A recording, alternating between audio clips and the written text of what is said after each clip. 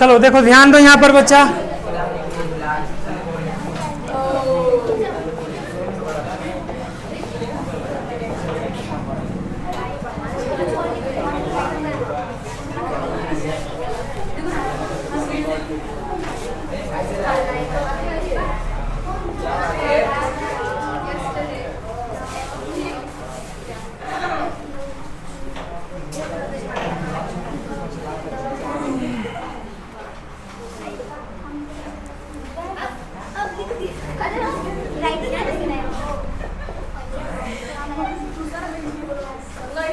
चलो इतना ही ध्यान रखो।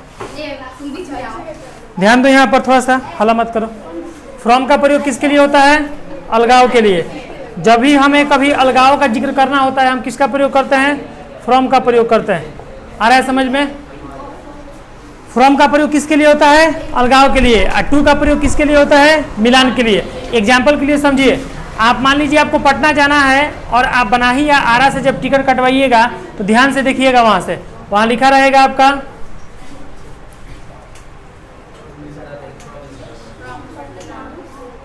मान लीजिए कि आप पटना से आरा आ रहे हैं या बनाही आ रहे हैं, आरा आ रहे हैं तो क्या लिखा रहेगा? आरा।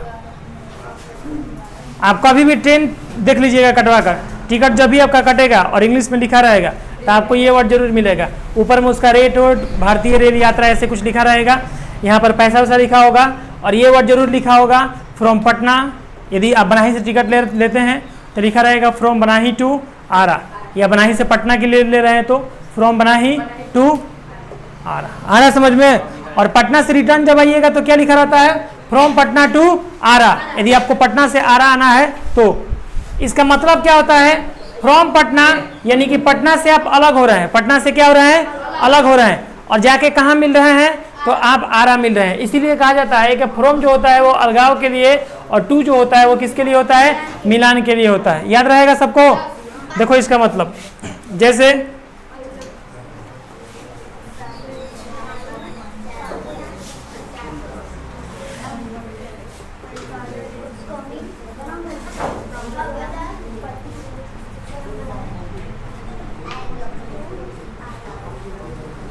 कोई दिक्कत हुआ?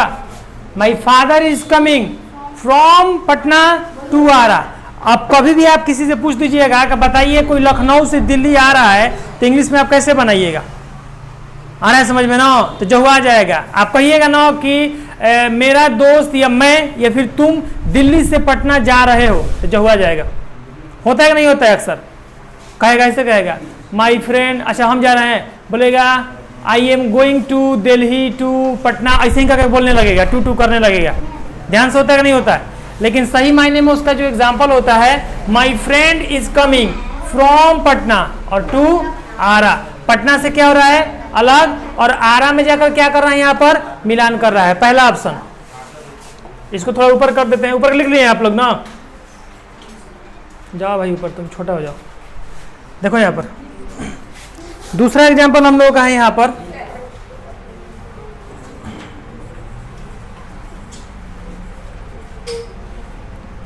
ए मैड मैन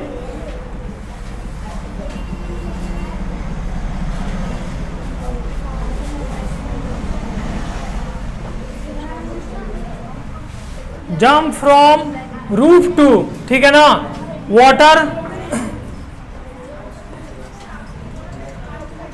क्या उसको बोलते हैं? अरे वाटर मत बोलो, वो वाटर ट्यूब बोल दो उसको, वाटर ट्यूब, ठीक है। मेरा जो फ्रेंड है वो कहाँ से कूद रहा है? तो छत से कूद रहा है। नहीं, मेरा फ्रेंड नहीं, ए मैड मैन, एक पागल इंसान कहाँ से कूद रहा है भाई? A mad man is jumping, a mad man is jumping from roof to water tube. Water tube का मतलब क्या होता है? जो पानी पूरा भरा रहता है ना, बहुत मतलब दूर में पानी भरा रहता है, छोटा बड़ा भी हो सकता है। वाटर पार्क में भी जाइएगा तो रहता है, वाटर ट्यूब रहता है ना, बड़ा बड़ा बनाया हुआ। तो छत से कहाँ कूद रहा है? उसमें कूद रहा है। कौन? एक पागल इंसान। आ रहा है समझ में कि नहीं आ रहा है? समझ में आ रहा है ना? आप छत से यदि नीचे भी कूदिएगा तो उसके लिए भी क्या होगा? उसके लिए भी फ्रॉम का ही प्रयोग होगा। और एक पत्ता भी जब पेड़ से नीचे गिरेगा तो उसके लिए भी क्या होगा? फ्रॉम का ही प्रयोग होगा।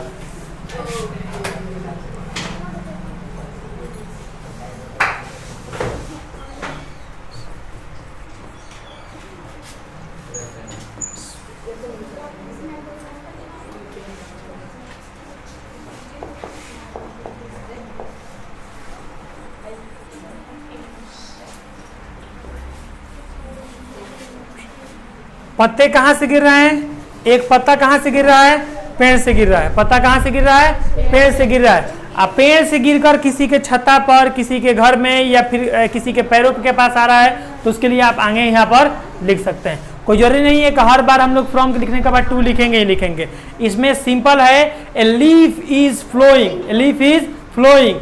फ्लोइंग जो होता है वो गिरने का ही होता है। फेल मतलब गिरना, और उसका V4 में आपका फ्लोइंग वर्ड हो जाता है, फेलिंग वर्ड या फ्लोइंग वर्ड, तो फ्लोइंग वर्ड हो जाएगा। A leaf is flowing from tree. कहाँ से गिर रहा है पत्ता? पत्ता कहाँ से गिर रहा है? पेड़ से गिर रहा है। समझ में आ रहा है? दूसरा example, you are going to house and enter my room. Enter my room. देखो यहां पर, तुम कहां जा रहे हो? तुम घरे जा रहे हो। तुम कहां जा रहे हो? तुम घर पे जा रहे हो। यू आर गोइंग टू, जब तक यहाँ पर टू प्रीपोजिशन नहीं लिखेंगे तब तक ये वाक्य क्या होगा? अधूरा ही होगा। कहीं से आ रहे हो लेकिन जाके कहाँ मिल रहे हो? हाउस में मिल रहे हो कि नहीं मिल रहे हो? मतलब घर पे जा रहे हो कि नहीं जा रहे हो? तो तुम्हारा मिलान कहाँ हो रहा है? घर के पास हो रहा है। तो you are going to house and enter my room. इसके बाद क्या हो गए? Enter my room. उसके रूम में क्या हो गए? इंटर हो गए। आप इंटर वर्ड हटाकर यहाँ पर इनटू वर्ड भी डाल दीजिएगा, फिर भी आपका सही हो जाएगा। एक प्रीपोजिशन और सीख जाइए, इनटू। कौन सा? इनटू। इन का मतलब क्या होता है? में। और जब किसी रूम में आप गति के अनुसार आप जल्दी जल्दी आए, किसी के रूम में घुस गए, तो वहां पर जो वर्ड यूज होगा वो कौन सा वर्ड यूज होगा? इनटू वर्ड यूज होगा। समझ में आ रहा है ना? तो चालू कर दो, इसकी गर्मी हमको लग रहा है। आदित्य कौन लंबा है? जो लंबा है उसको ऑन कर दो, छोड़ दो। समझ में आ रहा है? यहाँ पर दो प्रीपोजिशन क्लियर हुए कि नहीं हुए? फ्रॉम का मतलब अलगाव के लिए, और टू का मतलब मिलान के लिए। झूठ-मूठ का उसको लिखवा दिया जाए, use of from the separation and the separation, तो उसका मतलब क्या निकलता है? बच्चा याद करके रट्टा मार मार के ये चीज याद कर लेगा, लेकिन उसको फिर भी नहीं मालूम चलेगा कि फ्रॉम का प्रयोग क्या होता है। होता है नहीं होता है? चलो इसको लिखिए पहले, उसके बाद आगे हम कर रहे हैं। लिख लिए आप लोग? हटा दें? लिख लीजिए इसको। यहाँ से भी ठीक ही आ रहा है। अच्छा थोड़ा बहुत चमकने दो। देख लीजिए इसका लाइट कितना चमक रहा है।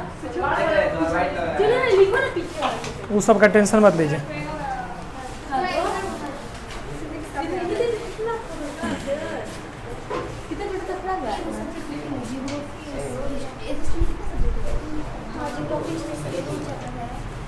SST में 5 गो विषय होता है, 5 को 6 गो विषय का होता है, और वही जाके आगे चल के वो आर्ट्स बन जाता है वही विषय।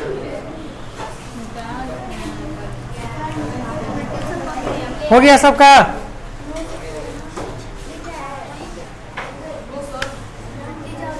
Are you complete? Write on this topic.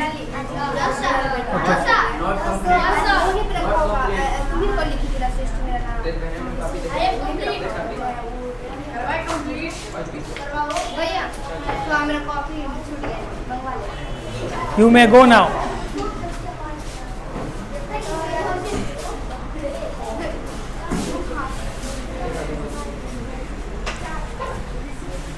दिख रहा है क्या कोई?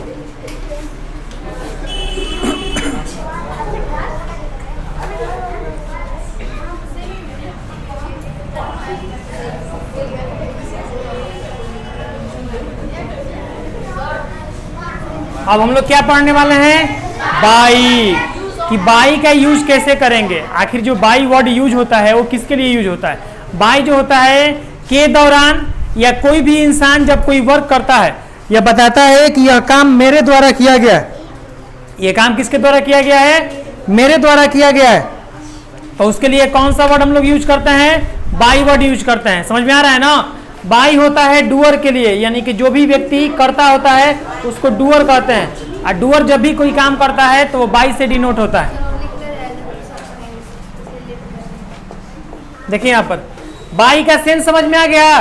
लिखिए अपने कॉपी में। तो बाई का प्रयोग कर्ता के लिख लियो अकॉर्डिंग टू एस, वही सब्जेक्ट या according to doer, according to doer, या फिर अकॉर्डिंग टू मतलब जो कोई अपने काम को दिखाना चाहता है कि ये काम मेरे द्वारा हुआ है, ये काम किसके द्वारा हुआ है, मेरे द्वारा हुआ है, तो उसके लिए कौन सा वर्ड यूज करेंगे, बाई वर्ड यूज करेंगे। क्लियर हो गया इतना?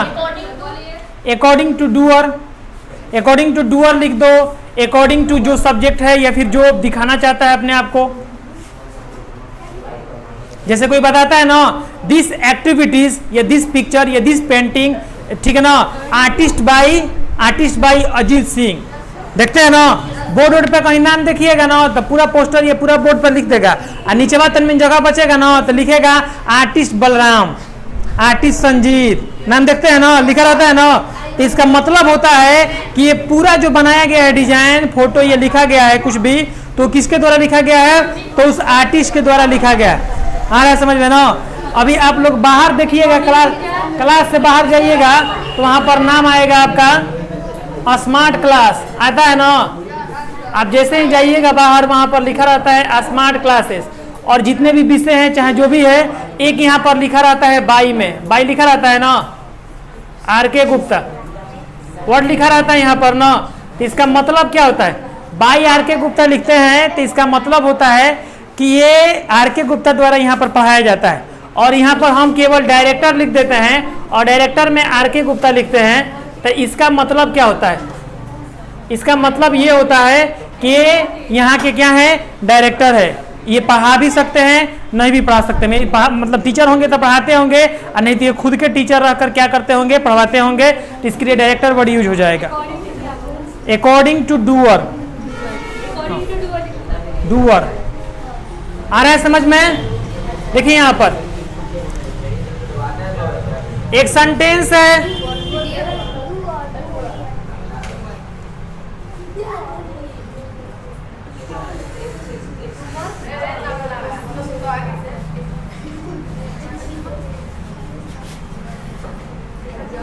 my friend and his father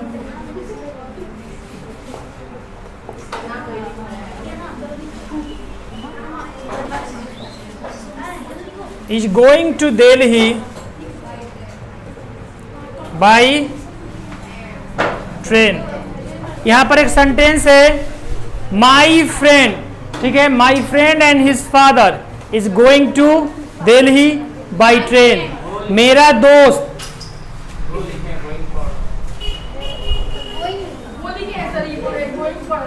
ना गोइंग ही होगा, यदि गो लिखेंगे तो इज हटा देंगे, हो जाएगा वहां से, प्रेजेंट इंडेफिनिट कर देंगे सेंटेंस को।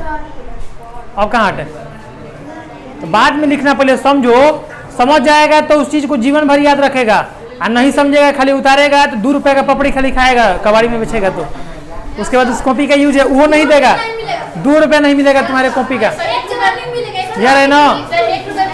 और यही जब बड़ा हो जाएगा और जॉब के लिए घूमेगा, कहेगा काश हम पढ़े लिखे होते तो आज जॉब मिल गया रहता, तो उस टाइम पर कहीं कुछ खाओगे, गुलगप्पा खाओगे तो उसी में देखोगे कि ये मेरा ही कॉपी है, आज घूमते फिरते यहाँ तक आ गया है। समझ में आ रहा है ना? चलिए भाई देखिए यहाँ पर मेरा दोस्त और उसके पापा, मेरा दोस्त और उसके पापा कहाँ जा रहे हैं भाई, दिल्ली जा रहे हैं। तो टू वर्ड लिखा गया है किसके लिए, मिलान के लिए भी बता दिए, गोइंग टू दिल्ली में जाके मिल जाएंगे वहां पर। और कैसे जा रहे हैं, तो बाई ट्रेन। जब भी हम अपना काम किसी से निकलवा लेते हैं या अपना काम हम किसी से करवा लेते हैं या हमारा कोई काम कर देता है तो उसके लिए उसको बाई वर्ड से डिनोट करते हैं। यहाँ पर हमारा काम कौन कर दिया, ट्रेन कर दिया, क्योंकि हमको कौन लेकर गया, ट्रेन लेकर गया। समझ में आ रहा है ना? हाँ, लिखा रहता है कहीं कहीं दिस आर्ट, लिखा रहता है ना, एक कोनो बड़ कर देता है, ऐसे हो जाता है दिस आर्ट बाई, डायरेक्ट लिखो दिस आर्ट बाई। और मान लो जिसका नाम डालना है तो किसी का भी नाम डाल सकते हो, दिस आर्ट बाई। और इससे हाथ उठा रहा है ना, जिससे आप बोल दीजिए कैमरा में कि हम लोगों का नाम सुन ले भाई, कोई सोशल मीडिया में देखे कि लड़का है, सब बैठ जाओ।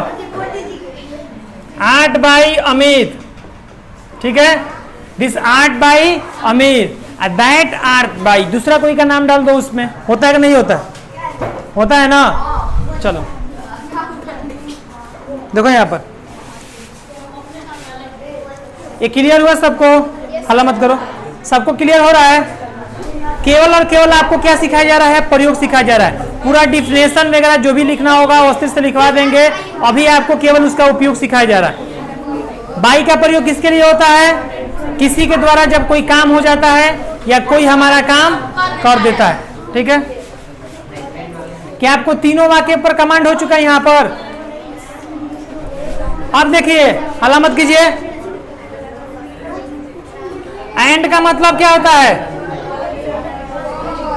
और का भी मतलब क्या होता है? दोनों का मतलब यहां पर निकलता है और। दोनों का मतलब क्या निकलता है? और। एंड मतलब भी और मतलब भी निकलता है और। अच्छा ये बताइए, क्या हम जहां चाहें तहां दोनों में से किसी का भी प्रयोग कर दे, सही माना जाएगा? बिल्कुल ही सही नहीं माना जाएगा। जब ये दो वर्ड हैं तो दोनों वर्ड का अलग अलग इस्तेमाल है। जैसे देखिए यहां पर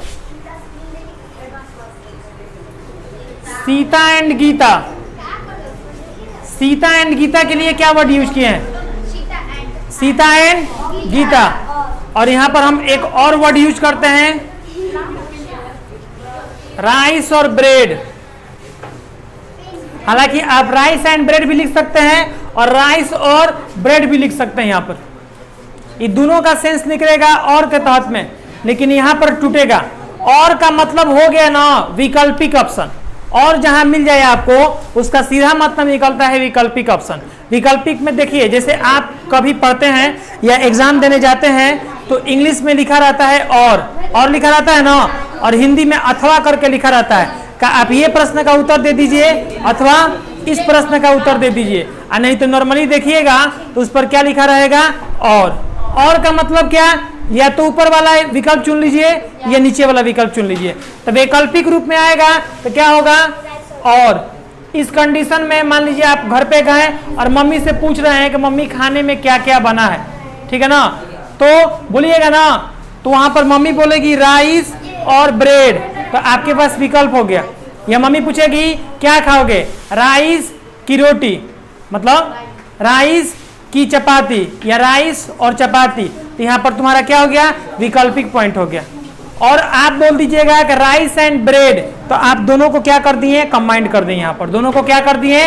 कंबाइंड कर दिए। जैसे आपके पास कोई डिश आ रहा है, कोई थाली आ रहा है और उसमें एग्जाम्पल में समझिए, इसको लिखा है rice and bread, rice bread and paneer, तो समझ लीजिए कि उस डिश में क्या है? सब है। आ रहा है समझ में ना?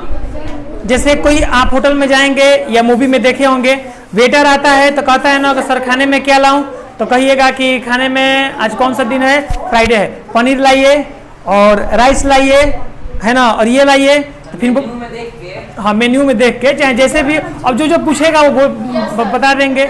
और उसके बाद बोलेगा ना सर और ड्रिंक में सर क्या लाएं? कोल्ड ड्रिंक लाएं सर कि सूप लाएं? क्या लाएं सर? तो आप बोलिएगा ना, उसमें और ऑप्शन दे देगा। तो और का मतलब क्या हो गया? अथवा। एंड और क्लियर हो गया यहाँ पर? एंड और पे सेंटेंसेस बनाइएगा। तो सीता, देखो यहाँ पर Sita and Gita are sisters. Sita और गीता क्या है? बहनें हैं। और राइस और bread is my daily dish, ठीक है, डेली डिश। डेली डिश का मतलब क्या होता है? रोजाना का क्या है? हमारा रोजाना का खाना है। तो उसके लिए क्या कर देंगे? डेली डिश या माय फेवरेट डिश में से डाल देंगे उसको। क्लियर हो रहा है यहाँ पर? एक और विकल्प आपके पास यहाँ पर आएगा, एक आता है ऑफ। क्या आता है? एक आता है ऑफ, और एक रहता है यहाँ पर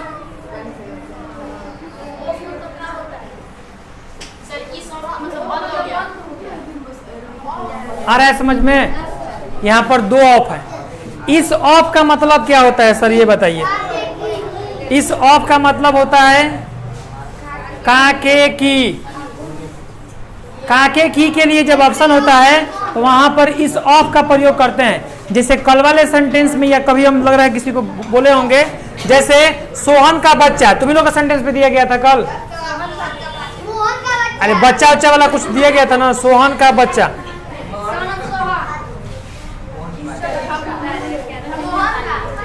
सोहन का बच्चा जब दिया जा रहा है यहाँ पर, तो ऐसे सेंटेंसेस में भी का आ रहा है कि नहीं आ रहा है? ऐसे सेंटेंस में भी हमारा का आ रहा है। तो इसको दो तरीके से लिख सकते हैं। देखिए बाबू, यदि हल्ला कीजिएगा तो कुछ और समझ में नहीं आएगा।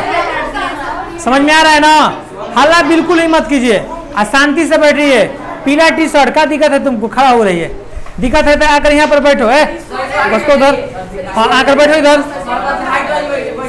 इधर आकर बैठो, अपना कॉपी भी लेकर आओ। कॉपी भी कहाँ है तुम्हारा?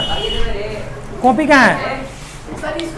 तो कॉपी अपना लेकर आओ। कॉपी तुम साइड में हो जाओ, साइड में हो जाओ, तुम उस साइड में हो जाओ, ठीक है। हल्ला मत कीजिए। देखिए शांति से पढ़िएगा ना, तो एक एक पॉइंट आपको समझ में आ जाएगा। टेंशन मत लो, बैठो बैठो। सोहन का बच्चा नहीं दिख रहा है तो मेरे पास विकल्प है। अब दिख रहा है? खुश दिख रहा है? अब इस ऑफ का मतलब काके की सोहन का बच्चा, तो लिखेंगे child of Sohan, child of Sohan. जहां भी का के किया गया तो वैसे वाक्यों में क्या करेंगे? सोहन का बच्चा